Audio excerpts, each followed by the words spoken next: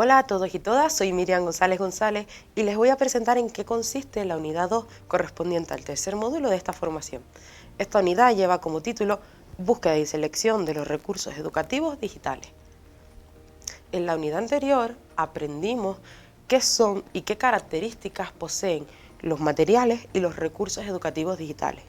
Aprendimos también a cómo identificarlos y aprendimos los diferentes tipos que podemos encontrar.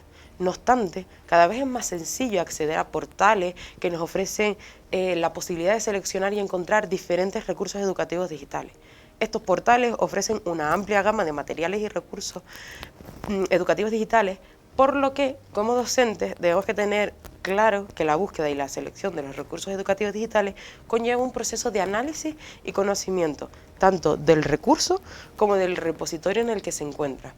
Conocer cuáles son las mejores fuentes, las características de contenido y de diseño, la finalidad del recurso, todos estos aspectos son fundamentales y los vamos a ver en esta unidad. Una vez contextualizado todo este contenido, voy a explicar cómo vamos a organizar los diferentes apartados de esta unidad. La estructura va a ser exactamente la misma que la de la unidad 1. En primer lugar, vamos a encontrar una pequeña introducción que nos va a ayudar a situarnos, a identificar el tema que vamos a trabajar. En segundo lugar, vamos a encontrar los objetivos, donde vamos a especificar qué es lo que pretendemos conseguir con el desarrollo de esta unidad, y también añadimos el apartado que ya hemos mencionado de ¿sabías qué?, en el que vamos a ofrecer esos tips que ya vimos en la primera unidad y que nos dan información relevante sobre el contenido que vamos a trabajar.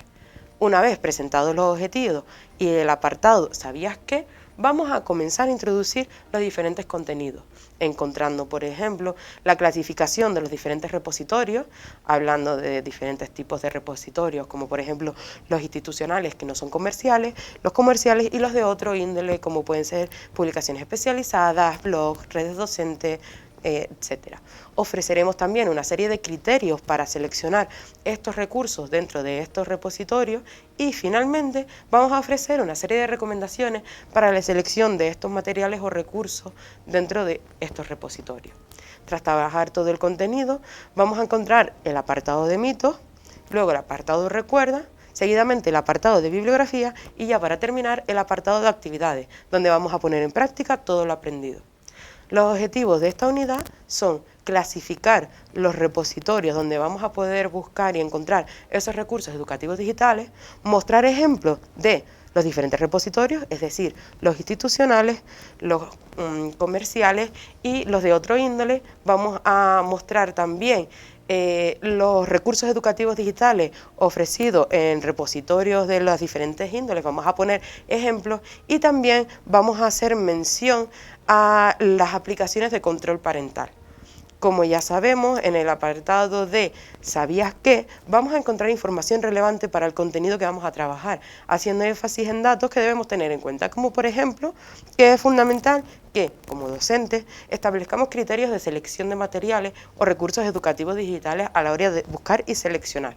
En el apartado de contenido vamos a aprender qué son los repositorios institucionales y los diferentes tipos que podemos encontrar. Asimismo, vamos a profundizar en cada uno de ellos, ofreciendo sus características principales y algunos ejemplos. Una vez identificados los diferentes repositorios, vamos a pasar a trabajar y establecer diferentes criterios para seleccionar los recursos dentro de estos grandes bancos de recursos, por llamarlos de una manera. Los criterios que vamos a establecer van a girar en torno a dos grandes dimensiones: la dimensión de contenido, objetivos y actividades, y luego una dimensión que atiende más aspectos tecnológicos y de diseño visual e interactivo.